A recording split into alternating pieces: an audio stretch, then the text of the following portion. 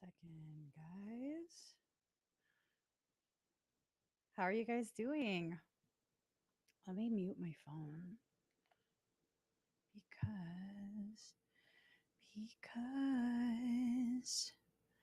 because okay.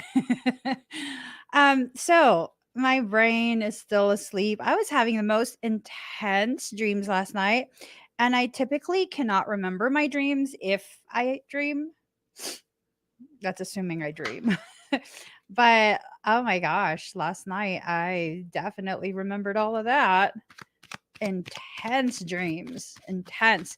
How are you guys doing? Let me just get these cards ready. Part of me wants to shuffle and get it ready off camera, but then part of me already knows, like, you probably want to hear the shuffling. So I asked what this reading was going to be about this morning, and what I heard is so afraid to let it happen. What are you afraid of? What are you afraid of happening? Right? Okay, let me just. I saw the card at the bottom of the deck.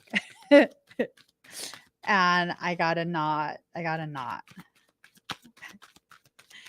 Whew. Oh my gosh, cards are coming out like crazy. Okay, I should just not look at all, is what it is. Okay. I am surging a ton of energy. I am super de-duper suddenly hot. It's all good. It's all good. All right. And then, so that.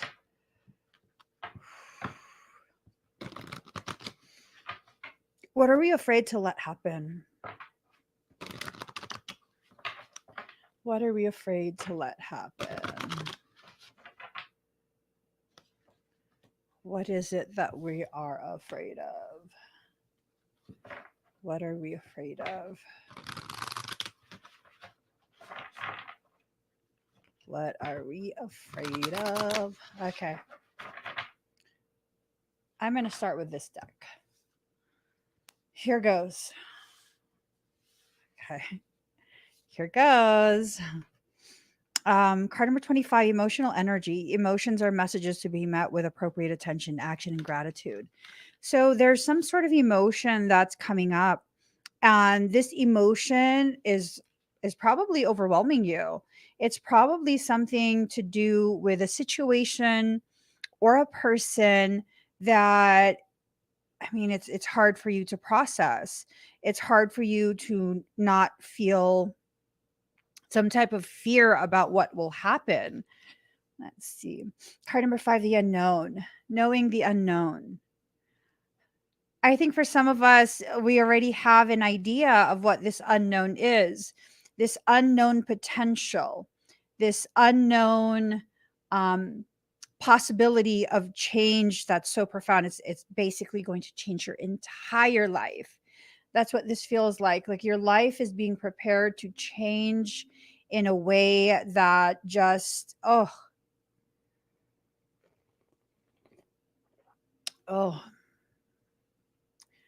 it feels like the type of change where at first you're very afraid. And then as the change occurs and you begin to recalibrate and get comfortable in this new space, you realize, oh my gosh, this was actually what I needed. I needed this change so badly because it helps you to see yourself in a different light. And I think that's kind of what's happening. It's a different a different light is being shown on you, a different perception of who you are and the way you fit into your life. That's scary. That's a very scary thing to process. Card number 36, confusion. Growth hurts, heals, and harnesses a way through the uncertainty.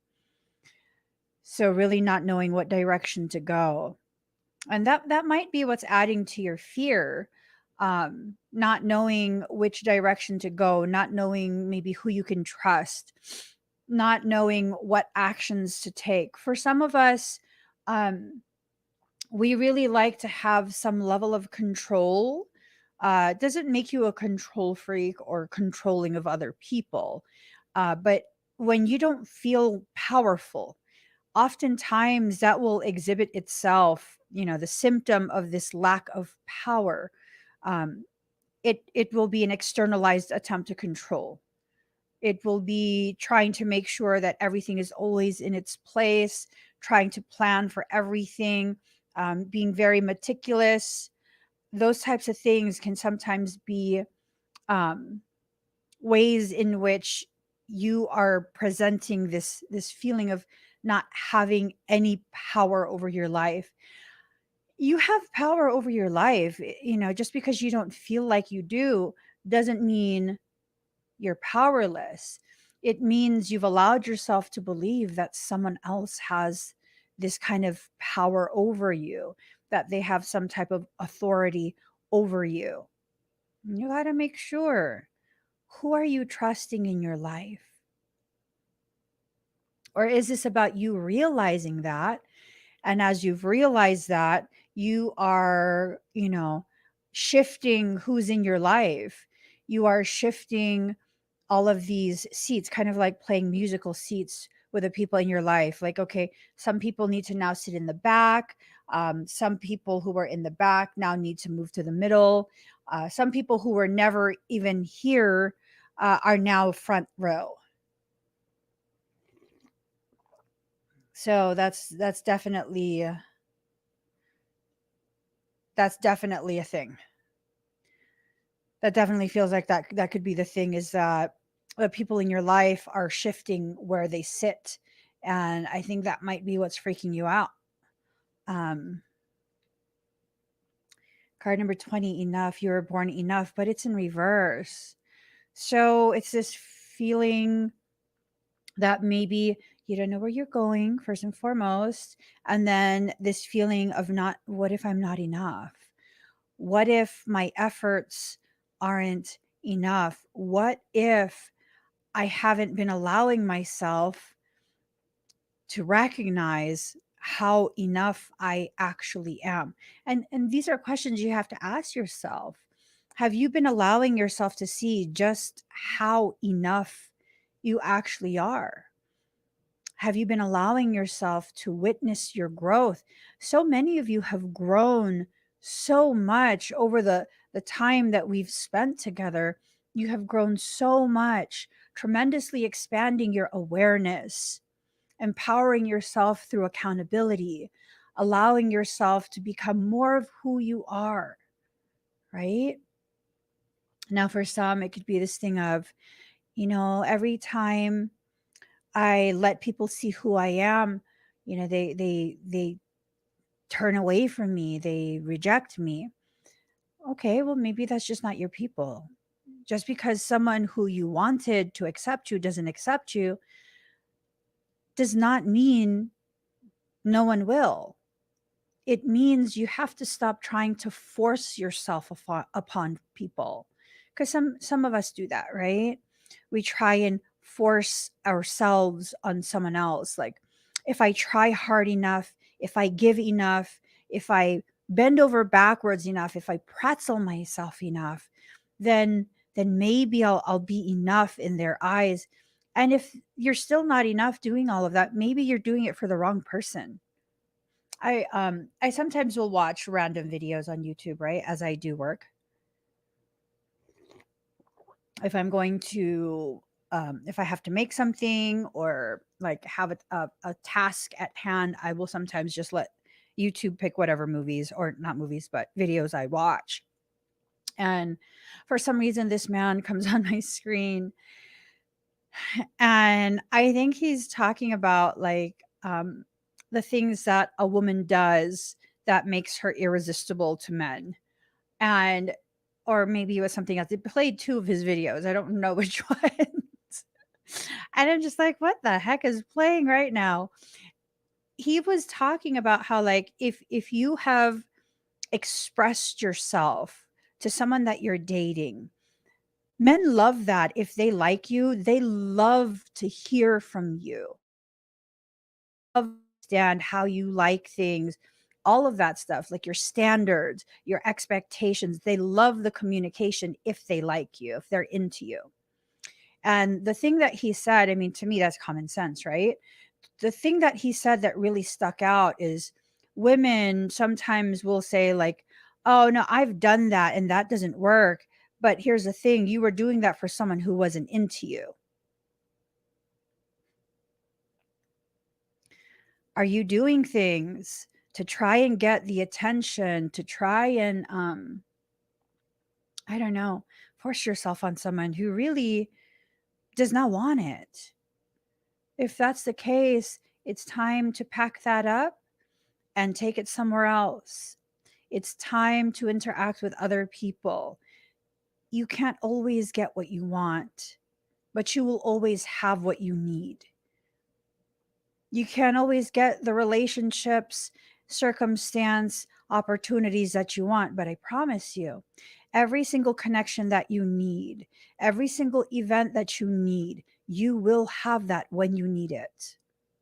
Always, always. And if you're too busy, um, waiting for this, specific event with the specific details because that's what you wanted, you're going to miss out on what you're already being given. And what you're given is what you need. It's a very interesting thing that I see time and time and time again. This always happens. I always see it happening for people. And it's hard when I can see, like, all you have to do is stop fixating on the thing that's unhealthy for you, and you'll have exactly what it is you need. You'll be able to step forward towards it because you have the courage to do it. You're just very muddled in your perception of what you should step towards, right? So for example, this can be, you want a romantic relationship with someone but they're not interested in you in that way. That just needs to be let go of.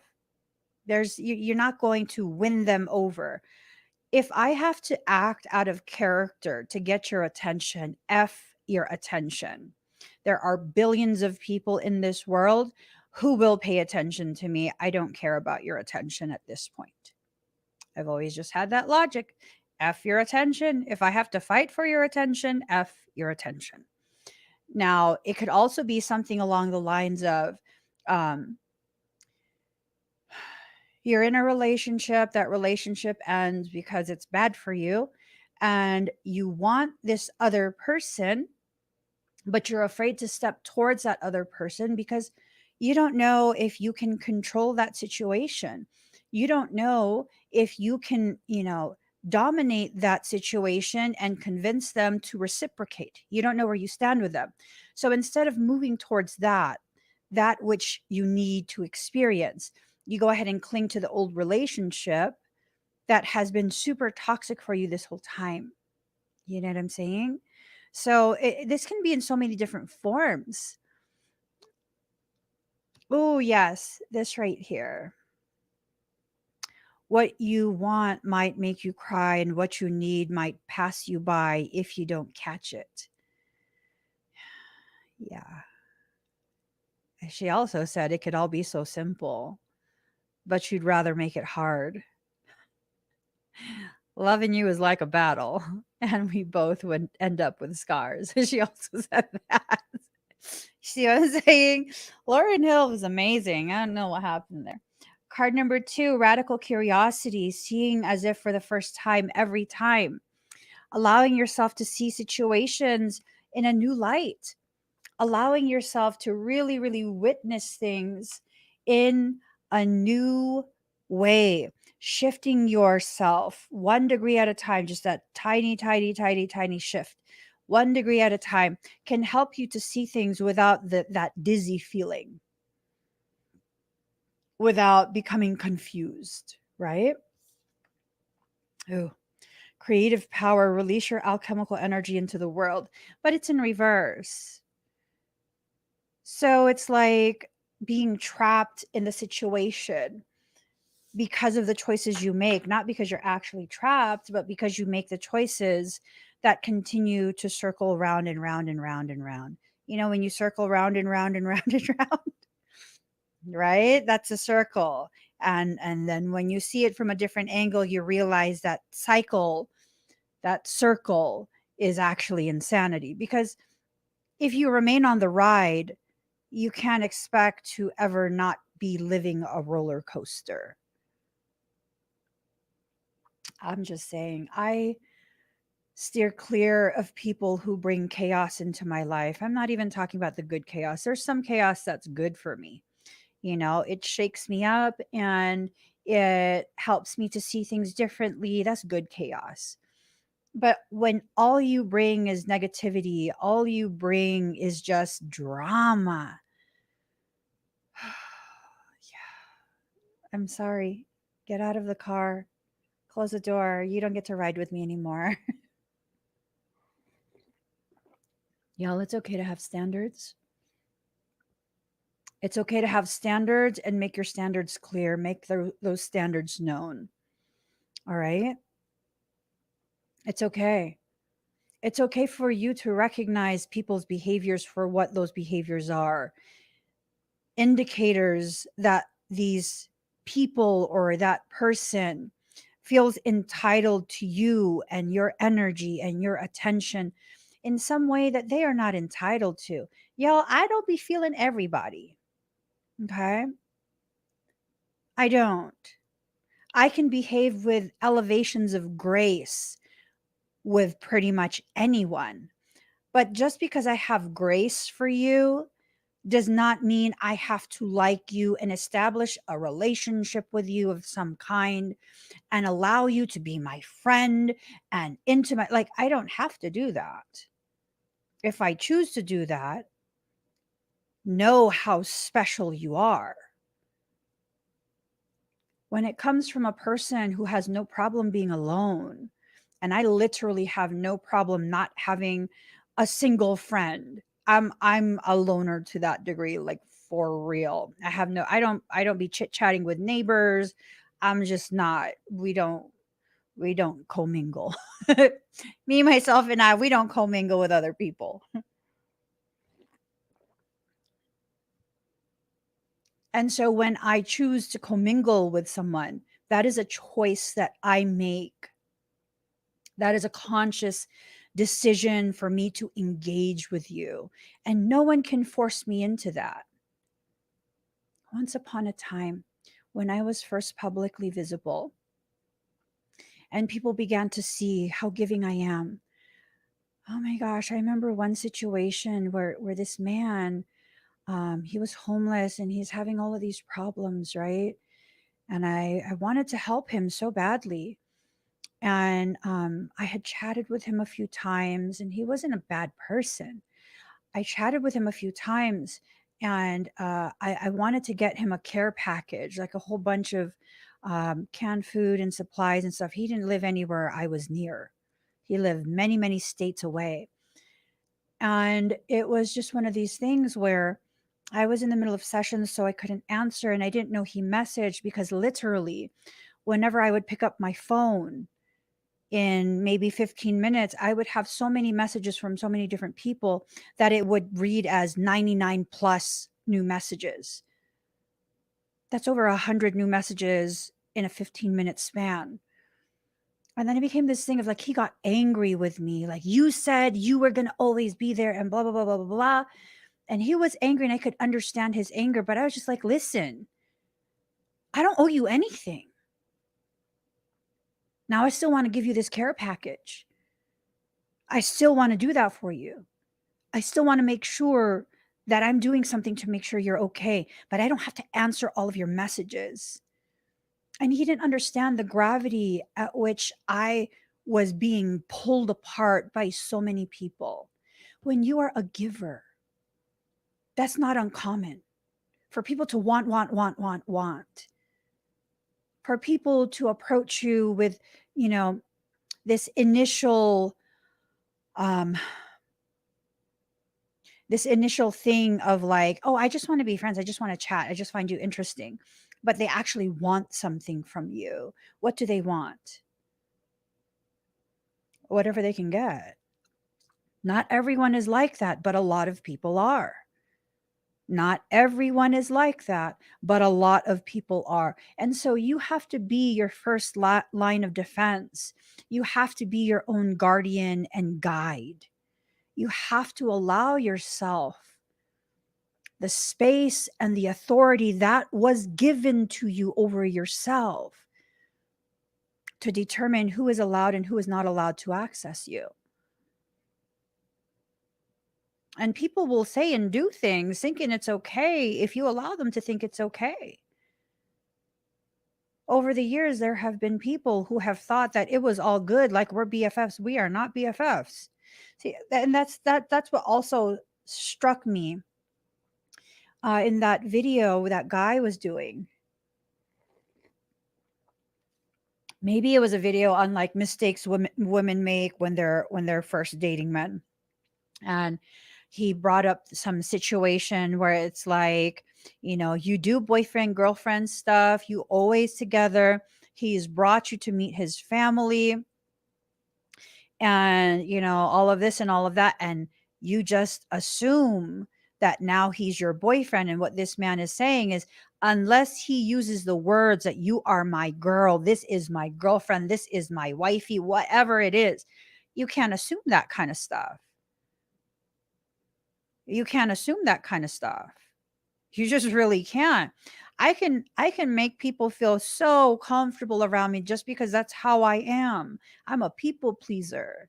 I understand that about myself. I accept that about myself. It's not shameful. It's not something I'm embarrassed of, but it's definitely something I keep under control because I can't do that for everyone no more. I refuse. I refuse. I refuse to punish myself in that way. And I'm getting to a point where I'm getting close, super super close to no longer wanting to punish myself at all. But until I'm there where I don't want to punish myself at all, I have to be very mindful of the ways I agree to allow other people to punish me for me, right? And so I've had people who they'll feel comfortable because we vibe to some degree, and then they suddenly think like we're connected like that. I'm sorry. I'm sorry. We're not connected like that. Um, I did have a level of respect for you. Um, Now I'm kind of questioning, like, well, what exactly did I allow here? You have to give yourself that time and that space to just back up and be like, whoa, well, what just happened here?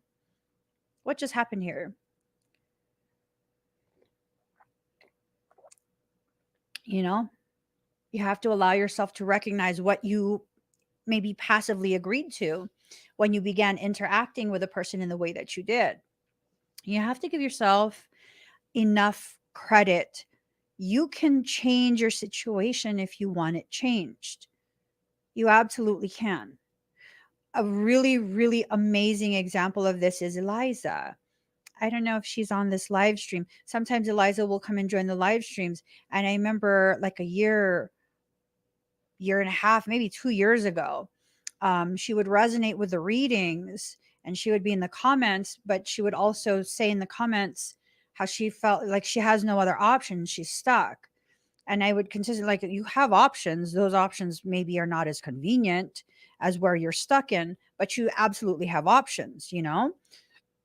And I wasn't trying to convince her. And then one day she just disappeared for a while. And when she popped back up, she exercised other options. I'm so proud of her. She exercised those other options. It's been difficult. It's been difficult for her. She's shared some struggles in the comments, but she exercised those other options. She sure did. She sure did. So it's this thing of recognizing you do always have other options, but sometimes you're afraid to explore those other options because they take you to a place of liberation And that's scary. Oftentimes, when you are in a bad relationship, it's because you've had bad relationships in the past, not just bad romantic relationships, but probably even bad familial connections. The family dynamic was somehow distorted or toxic, right? And you carried that in you and you recreated it in romantic connections. And if that's all you know, doing something else after having lived through so much hardship is very, very scary. It is. It's scary because if the people who claim to love you, everyone who's ever said they love you, has treated you so maliciously, I mean, what else will the world do? What will strangers do to you? Sometimes the strangers are capable of more kindness and compassion than all the people in your life.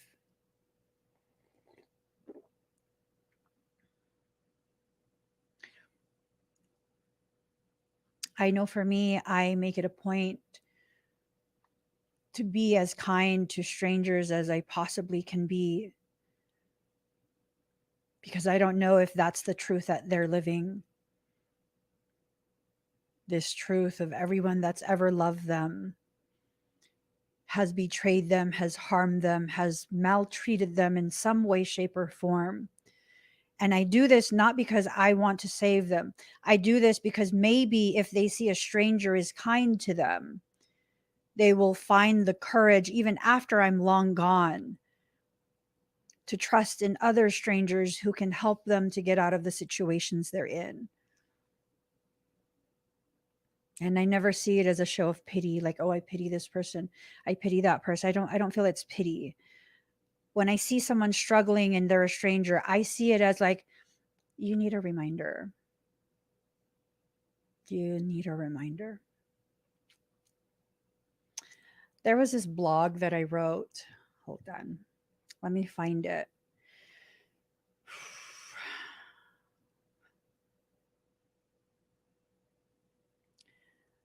Um, I think I named it Johnny. Let's see if it's still there. Is it like Blogspot? I think I named it Las Vegas Johnny.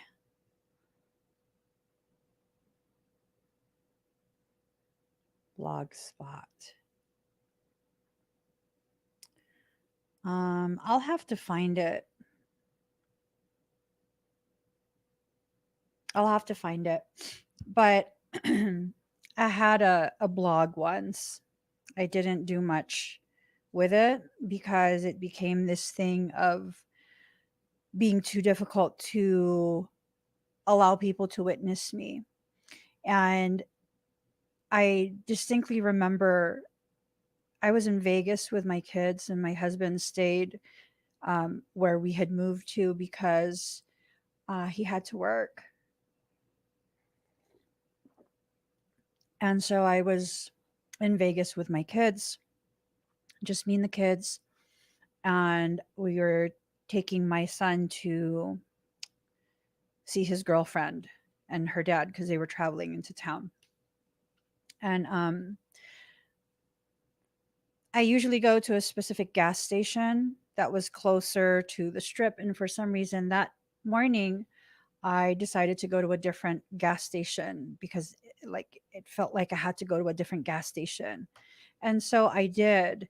And I was pumping gas and I was on such a strict budget for that trip. And I was pumping gas, and this guy comes up to me with a small gas tank, like a little tiny one of those small gas thingies. And he's like already apologizing. He's like, I'm so sorry. Like I wouldn't ask if I really didn't need it. Turns out he needed some gas. And he's like, I'll give you my phone number. You can take a picture of my ID. When I'm back up on my feet, you can, I will pay you back. He just wanted like $10 worth of gas. And I was like, "Don't worry about it." He gave me his number anyways, and I was like, "Oh, 510, you're from the Bay?" And, so we were chatting, and then he starts, like, crying because, um, he had been asking people for hours. His wife was with their small children, and they had been living in their car, and Las Vegas is hot, and they just needed some gas to be able to run the AC for a little bit in their car so that their kids can be okay. And all he wanted was $10 worth of gas. And so I filled it up, and he started crying, and he's like, "That's too much." And I was like, "It's all like I'm on a budget. That's all I can do though." And he was very, very grateful for that. And he left. And after he left, I felt Michael was telling me, like, you have to do a little something else because he needs to remember.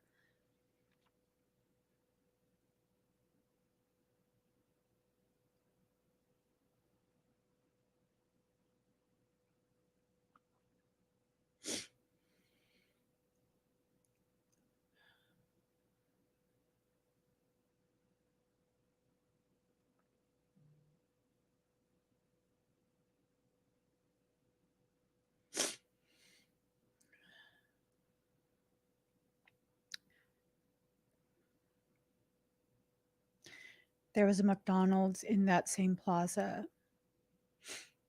So I went to McDonald's and I got 2 Happy Meals.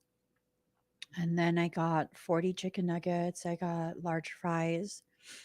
I got them cookies and whatever else. I think I got them, like, him and his wife, quarter pounders. And then we left. And I went to go find him, and he had walked pretty far down the street already. And so I had to pass him and make a U-turn to get back to him. And I was like, I'll give you a ride to wherever your family is. He goes, "It's just down there. It's all right. It's okay. I don't need a ride." And I said, "Get in the car. Just hop in the car so you can get some AC, cool yourself down. It's fine. If it's just down the street, it's no biggie." And so he got in the car, and I handed him all the McDonald's. And then I had a Costco sized bin of lollipops, and I reached for the lollipops and I took a handful, and I was like, "And here, have some lollipops for your kids." And he broke down crying.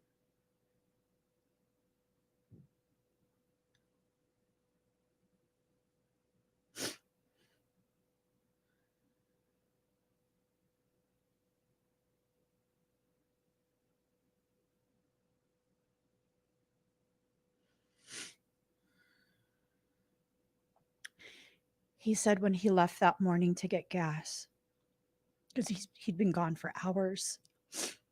When he left that morning to get gas, he was asking God for a sign that everything would be fine. And when he told his kids that he was going to go to the gas station, his kids had specifically asked him for Happy Meals and lollipops. They're toddlers. And he kept asking me, "How did I know?" And he kept looking back at my car full of kids. And he's like, "Are you guys even real? Like, is this real?" And I said, "It's real." And he was like, "I prayed for you."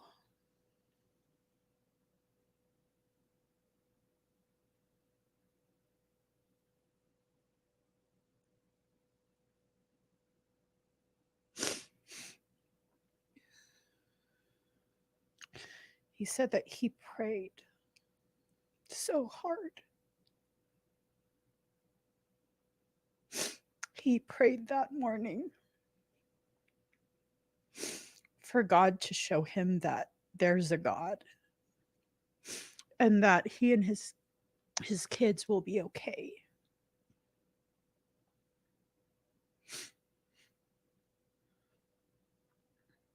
and he assumed he wouldn't be able to get Happy Meals and lollipops, and that his kids would just have to be disappointed. And he was crying so hard. And I was like, you just needed a reminder. That's all it is. You needed a reminder. That's all I am. I'm just reminding you that you matter. And he's like, no, I think God told you exactly what to do because those were the only two things that my kids asked me for: Happy Meals and lollipops. You can't save people from their circumstance, but you can remind them that there are people waiting for them as they get through to the other side.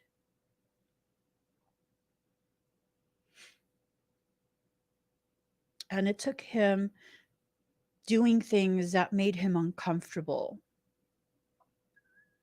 In the society that we have co created and sustained, men are programmed to be providers. They are programmed and conditioned to believe that unless they provide, they have failed at being a man.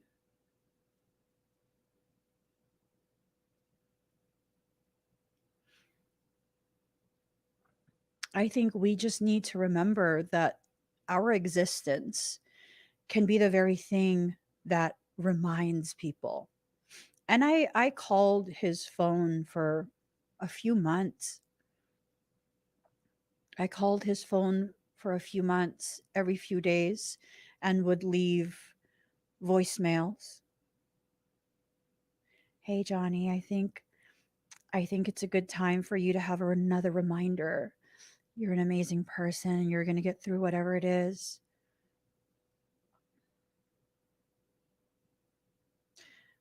We have the power to remind people.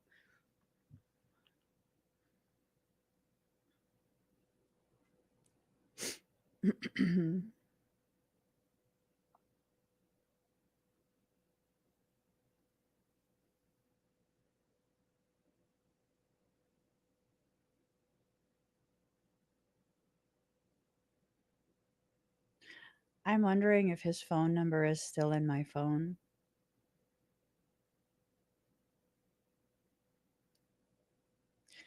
I lost that phone. And I still remember we got to their car. He was so proud of himself and he was so happy, and his kids were so happy.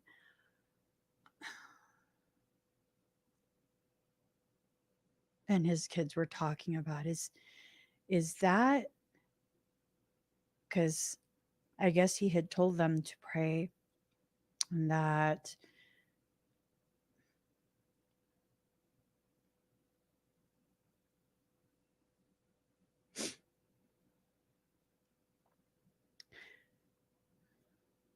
before he left them, if I remember right, he told them that if they pray hard enough, maybe God will send angels with Happy Meals and lollipops.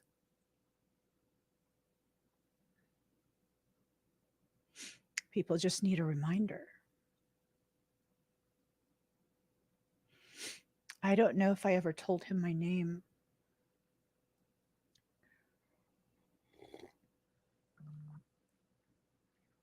I don't know that he needed it.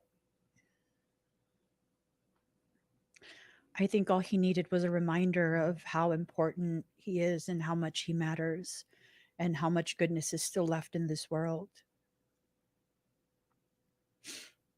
You have the power to do that. You have the power to be that if you choose, if you want to be. You don't have to be, but you can if you want to be. So there's a difference between being forced into that place and being born from it. It's okay if you're a giver. It's okay if you're an overgiver. I put everything that I had gotten for him and his family on my credit card. I put that on my credit card because I didn't have the funds to do that.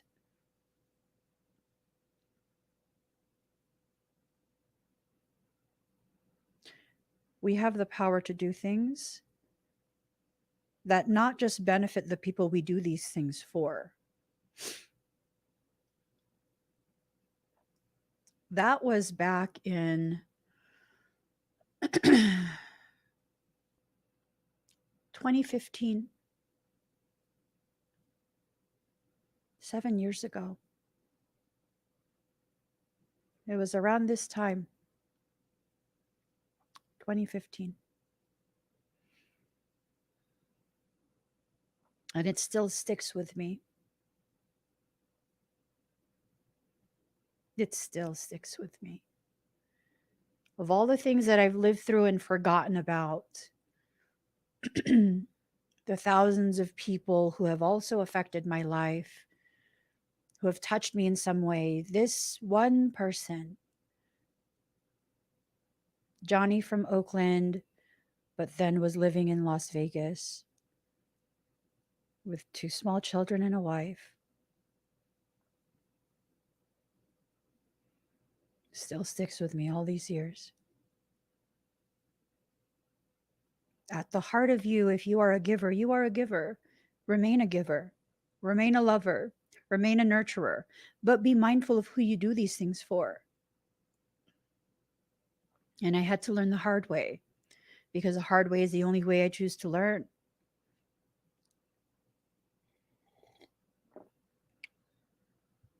The hard way is the elevated way. When you learn things the hard way, you're learning things in a much more profound, deeper, more nuanced manner. So allow yourself to.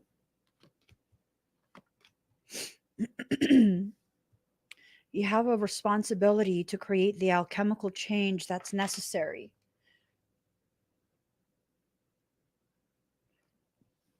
To take a situation and turn it into what you actually need it to be. And I think all of us do this day in and day out, but because we're turning it into what we need versus what we want, we think that we're messing up. We think that we're not doing any type of magical alchemical thing. I think for some of us, we don't need to clear away whatever we're struggling through. I think we need to be fully immersed in it and begin to truly understand it. Begin to truly accept that learning potentiality as a learning potentiality. If you do, then you learn. 88% at 844.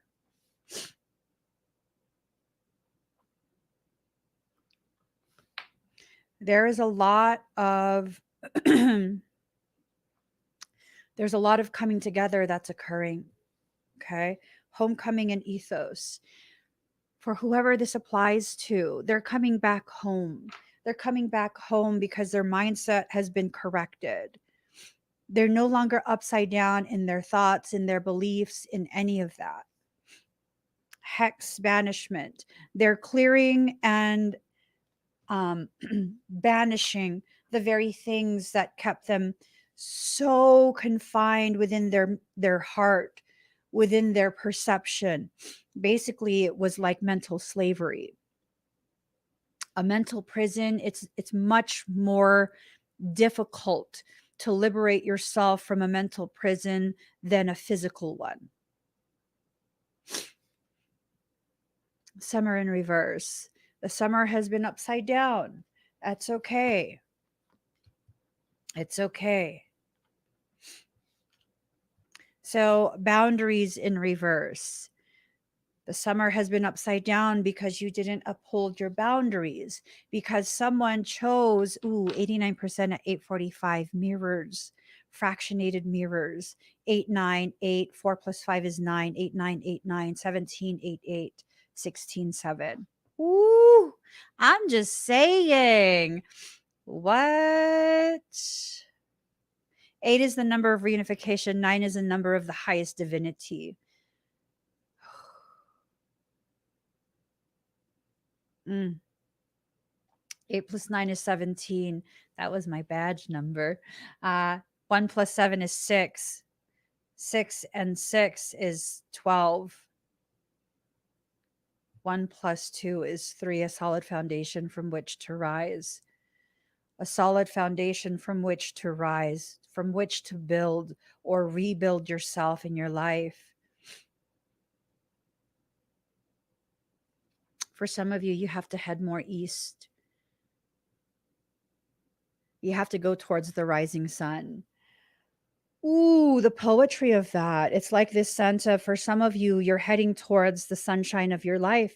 And that sunshine rises in the east and sets in the west, right? You have to allow the sun to set in the west, leave that behind, put it behind you. Go towards the east, your new life, your new sunshine. Ooh. And then comes the song. Ain't no sunshine when she's gone. I think maybe this is something you left behind a long time ago and it's needing to be revisited. It's needing to be maybe rehashed in some way. Fertility and security in reverse. You're not creating something new. This is something that needs to be rehashed. You don't need security. You're not in danger. You're not risking as much as you think you are. Your ego convinces you that so much is at stake when in reality, all you're doing is retrieving what was rightfully yours to begin with. Wrap your mind around it. Just wrap your mind around that. This is not something new. This is something that was already rightfully yours to begin with. You're just picking it back up. New chapter, and then cosmic connection in reverse. This false connection, that's what I got from it. False connection, it's on its head and it's being cleared out. There's a new chapter that you're writing, but it's the same old book, right? It's the same old book. Shadow self and celebration. For whoever this resonates with, you went through a period of exploring your shadow self. You got through that period. It's now time to celebrate. The seeds have been planted. Okay. Those seeds were planted, and you'll be able to. Oh my God. I was looking at my seeds today. I was looking at my zucchini plant seeds, and one of them is already like popping up out of the soil. I have um 9 apple trees that I'm trying to grow from seed from an apple that I actually, it's more than 9, more like 15, because I cut another apple open and I harvested those seeds as well. Like 15 apple trees that I'm trying to grow from seed, and like 6 zucchini plants that I'm trying to grow from seed. It's okay, we have a food dehydrator. And plus it's not going to grow for a while. And then I also have like, I want to say 10 to 15 lychee seeds that we got out of lychees. But I don't think, I mean, maybe if there's a famine in 21, maybe 30 years, because lychees, if you grow them from seed, it takes about 20 years for it to reach maturity so that it can bear fruits. One of my younger kids is like, we'll be dead before that fruit. I was like, there are other fruits that we're growing. It's like, we'd be dead before that happens. I'm like, oh my gosh. Self-worth and integrity in reverse. This is someone who is upside down in their perception of themselves. Hopefully you've righted yourself back up. Parasitic. Twin ray. Abundance. So guidance to receiving. 2 plus 6 is 8. So 2 is guidance, 6 is receiving. 2 plus 6 is 8, reunification. There is something that's parasitic that's trying to affect the guidance that will allow you to receive that moment of reunification. You gonna let that happen? You not gonna find your courage to override this? I'm just saying, my favorite type of people are ballsy. I love those who are bold and ballsy. I do. I love it when people are ballsy. But, you can be ballsy, but if I don't like you as a person, then that's just not going to work in your favor anyways. But really, I like people who are ballsy. Like if there's something that you need to go for it, go for it. Do it. Just don't bother me. No, I'm kidding. Do it. Seriously. What's the worst that can happen? You have finality on something, you have closure. So do it. Card number 52, twin ray healing. It's time for this healing to take place. It's time for the healing to take place with abundance. Okay. You have to get heirloom seeds if you want them to grow. If you want to be able to harvest more seeds, you have to get heirloom seeds, and then you have to learn at what point to harvest those seeds. Because a lot of the fruits and veggies, they will come to flower, and then you'll want to harvest that, and then there's no seeds. So you're going to have to learn how to harvest those seeds. Like for example, onions. My onions, they have several flowers that have happened, and I'm fixing to harvest those flowers, dry them out, and collect the seeds, and they're tiny, tiny little seeds. Okay, interference. Some good shit is about to happen. Okay, some really, really good stuff pertaining, I think, to twin ray healing is about to happen. And part of the reason you're facing so much upheaval in your chest, or maybe this questioning of if you're doing the right thing or the wrong thing, is because something is really, really trying to prevent the healing from taking place. They're trying, this proverbial they is trying so hard to prevent you from healing. Shed that skin. Whatever you've outgrown, shed it. Shed it.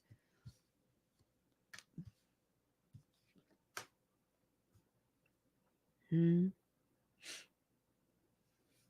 So someone is receiving some kind of like static.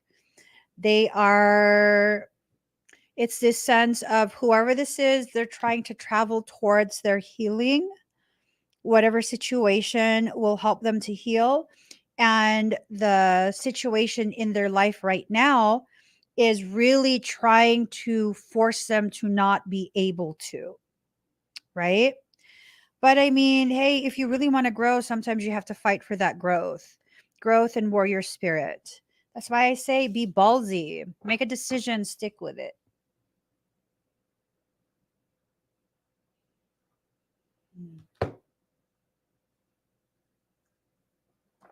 Ow. Make a decision and stick with it.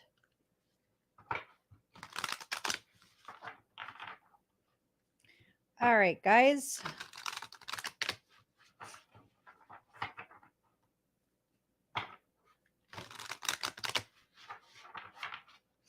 I'm super curious. Give me 1 second.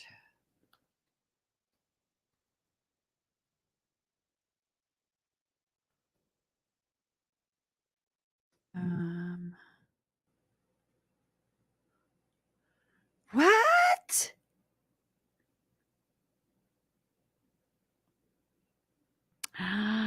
What? They're featuring me for the America's Next Top Model Cycle 14. I worked with one of the models from America's Next Top Model from Cycle 14. Brittany Markert. She's nice.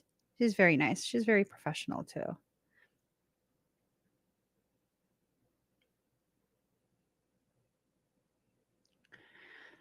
I don't know where it is.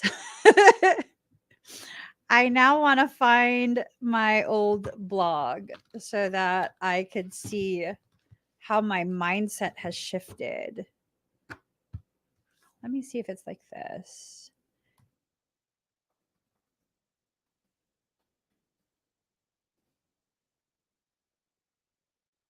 Oh. Wow.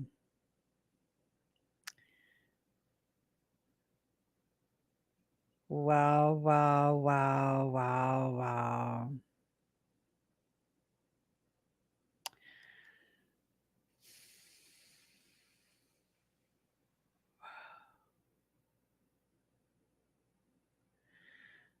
I need to. Oh, wow. I am not my circumstance, for the circumstance is nothing more than self discovery by way of pain or placement of a spiritual mirror to reflect aspects of self that we had previously refused to see.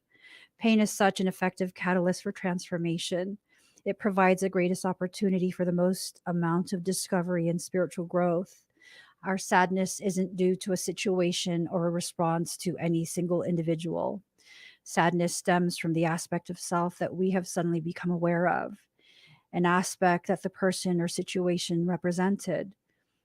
Upon closer analysis, you'll discover that our disillusioned belief of separation from our various fractals is a cause of the sadness, and a reclamation of all our pieces will better serve us than a refusal to bend and flow with the divine will of soul.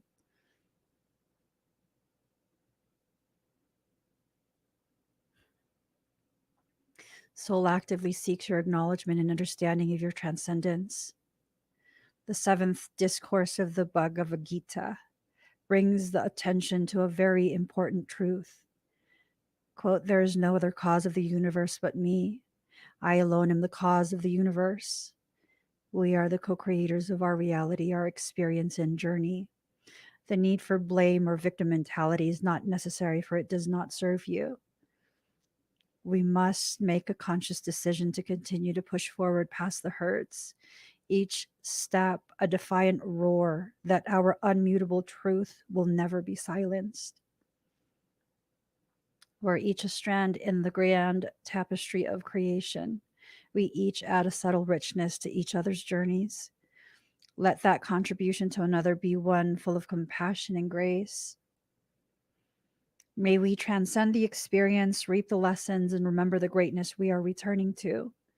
The hurt does not follow beyond this current journey. You leave that behind. So live with courage and compassion. Don't be sorry for your journey. Don't apologize for shining.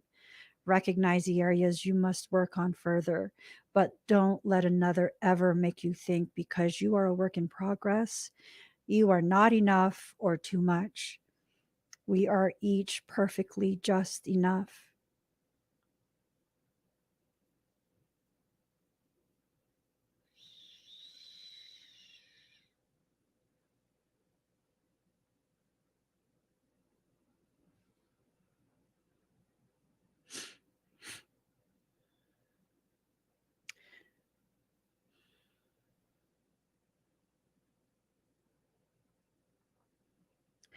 To that little girl inside me,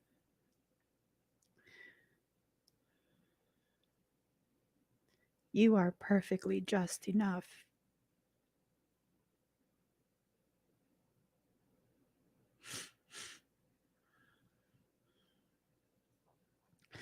I see you. I remember you. Together we're whole.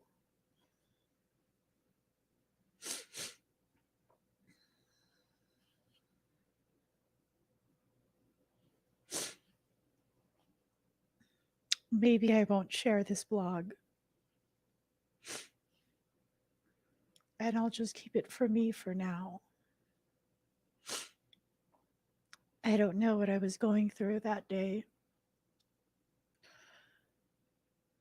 but it was definitely something profound.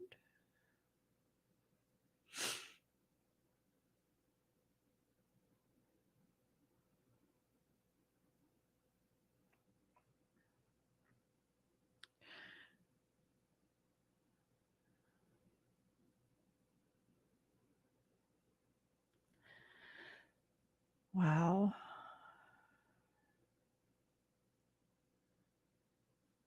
As I'm continuing to ascend, I involute and old lessons resurface so I may look at them deeper.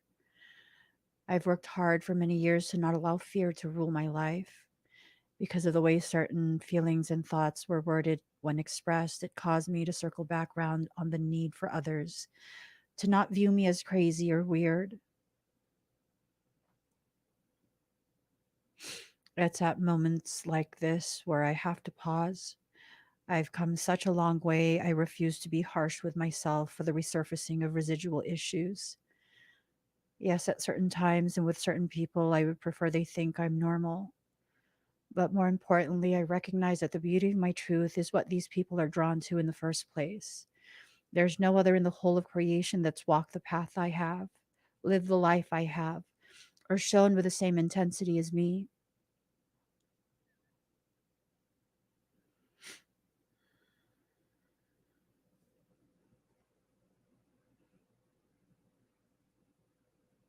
Mm, I'm going to have to read all of this again.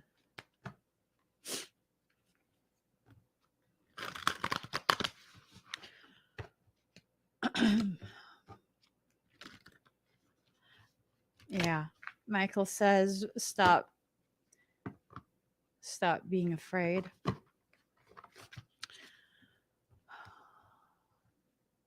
That it's not courageous to only show something after you've had the opportunity to decide what you need to edit.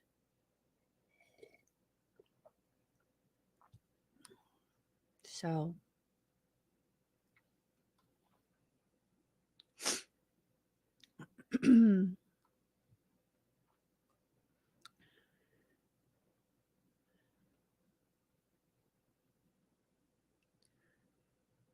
that's the link to my blog.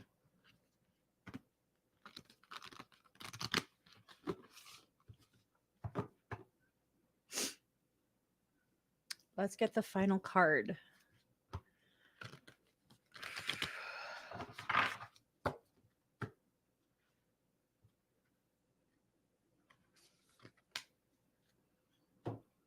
And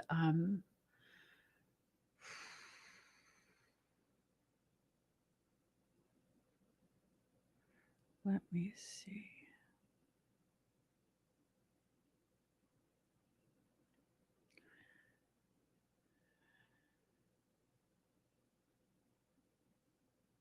Oh,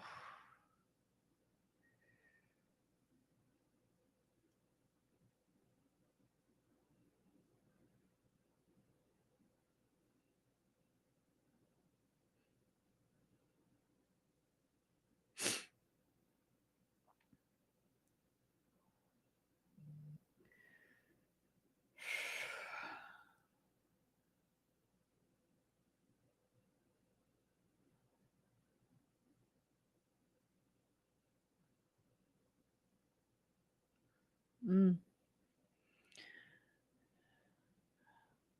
wow. It's a lot. This is a lot.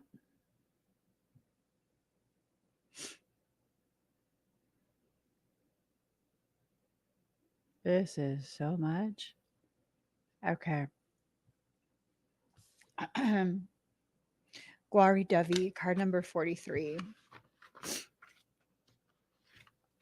Here goes.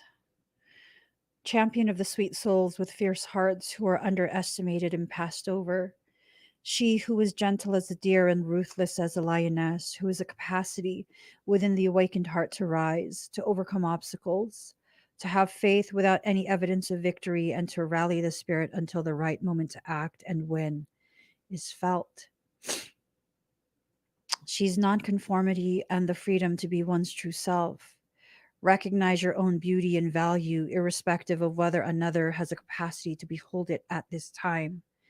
You shall shine. The divine feminine is often misunderstood.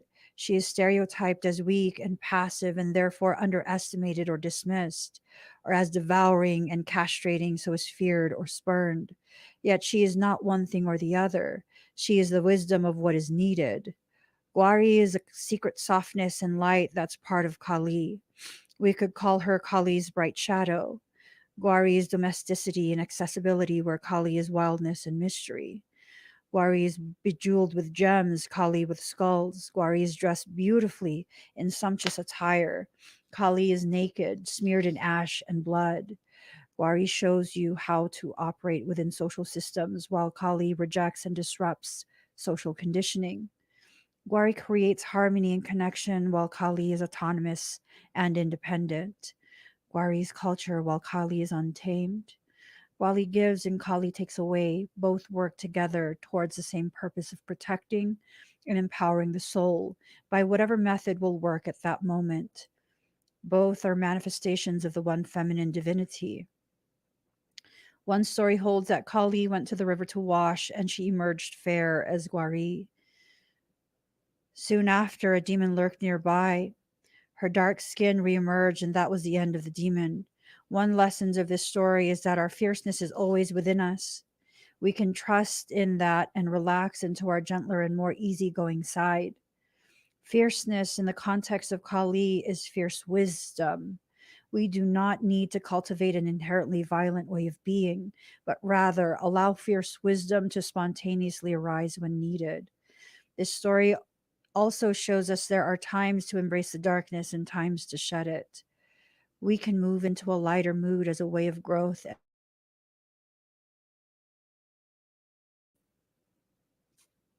when we need to overcome a potential obstacle. It will destroy what threatens to compromise your light, and then it can be rest. It can be at rest once more. This is not something we have to contrive. Instead, we can practice allowing for instinctive wisdom to guide us. In another story, a terrible demon attacked a royal city. None of the powerful local men could defeat it, and great concern arose amongst the local people. It was said that only a virgin woman could have the power to conquer this energy. None of the women could manage it until the responsible, kind, noble, and courageous goddess Sita stepped forward. She transformed herself into Kali and destroyed the demon as if she were snapping a branch. She was so intimidating in her awesome power, it said her powerful husband, the magnificent god Rama, begged her to return to her domesticated form. She obligingly did, donning her beautiful clothing and neat hair once more. Yet beneath that kind mantle of civilized and cultured woman is sufficient divine power and ferocity to be a complete badass when need be. There are times to allow and others to set clear boundaries. All can be an act of love. It is loving to communicate in a way others can understand. Some cannot understand gentleness and require a different language to know your boundaries and need for respect. There's a story from the Hindu saint devoted to Kali. He speaks of a snake who was terrifying the villagers, biting and killing them with his venom. One day, a sage encountered the snake in the field and taught him about compassion. The snake no longer attacked the villagers, and they no longer feared the snake as a consequence. One day, the traveling sage returned to the village only to find that it had been severely injured following an attack by some local boys. With compassion for the snake, the sage taught him that just because he no longer wanted to bite the villagers didn't mean that he couldn't hiss. He had swung too far from Kali towards Gwari.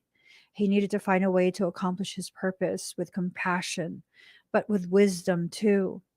When Gwari Devi arises in a reading, you're asked to check your boundaries and tune into your capacity to hiss, to realize you are entitled to be kind, but also to be respected.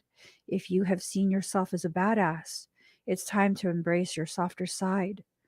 If you've been soft and doubted your ability to stand up for yourself, you have simply forgotten that you are also Kali. Play with a balance with what resonates and know that if you allow for it, the divine will spontaneously arise from within and in whatever form shall accomplish the task. Take responsibility for the consequences of your actions while trusting in her methods that flow through you. So allow yourself the freedom to be exactly the perfect mix of what you need to be. Okay. There was something. Looking back, I'm realizing I needed to see these things in that light. I needed to experience the resurfacing of childhood programming. I needed this gift that only my mother could give me. It's an extremely painful gift, but the result of it is nothing short of a miracle. I'm still not quite sure how I survived this level of silent devastation. One by one, I burned each bridge until I was certain I was an island unto myself. Any bridge that resisted the burning, I took an axe to and just obliterated. Any who meant anything to me had to go so I could hurt in silence. I needed to feel the reality of not being lovable because from childhood, this was pounded into my head. I clung on to the fictitious belief that any who feigned love for me was simply doing so to benefit from me somehow. Not many know exactly what the scope of my extrasensory abilities are, but the few who I allowed into my heart knew, and I convinced myself that they only stayed because they knew and wanted to benefit from it. It was such a lonely feeling. I don't know if I've ever felt that alone in my life. To be in a plane full of my soul tribe and still feel so utterly alone was probably the final crushing blow. I want to say I died a spiritual death, but I didn't. I clung to that pain. I felt every last drop of it. I punished myself that way.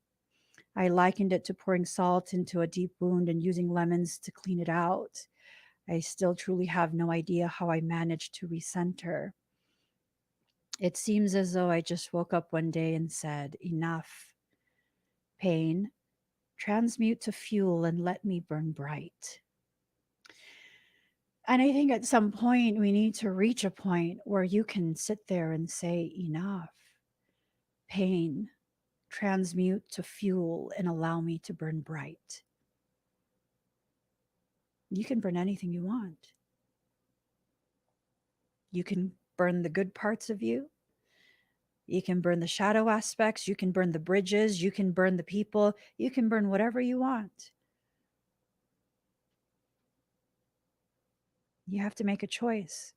Will you allow your sacred flame to be used to destroy that which does not need to be destroyed? Or will you use that sacred fire to sustain life? Because fire can be used either way. It can be used to destroy or to sustain life. Either way you use it, it's powerful. But what's your intention? Because your intention is what's going to determine the way in which you should use your fire. Let it happen. Allow yourself to experience what you need to experience. Just allow. Allow it to happen. Allow your life to unfold. Allow your story to be witnessed by others. Allow yourself to enter into a space of such authenticity that you no longer fit in the small spaces you once hid in. When you allow yourself to be authentic, you begin to expand. And if you expand enough, you can't go back to that place of smallness ever again, even if you want to. I think this is a good place for us to stop. I hope you guys have an amazing rest of your day, and I hope that this reading helps give clarity for whoever is seeking it. And I hope in that clarity you find your courage to just let it happen. Okay? No matter what, you'll get through it. No matter what, you'll find a way. Do it on your terms, though, in your time. Do it on your terms, in your time. So, with that, please give this video a thumbs up. If you haven't already subscribed, please do subscribe. Turn on that notification bell. Join me when I'm live. And if you subscribe, you can comment. I love the subscriber only comments because it allows for this environment to be just that, the sacred space that I want and need it to be. And I hope it's as sacred and as valuable to you as it is for me. Your presence here is very much appreciated. I love you guys, and I'll see you tomorrow, 7 a.m. Pacific Standard Time. Bye, everyone.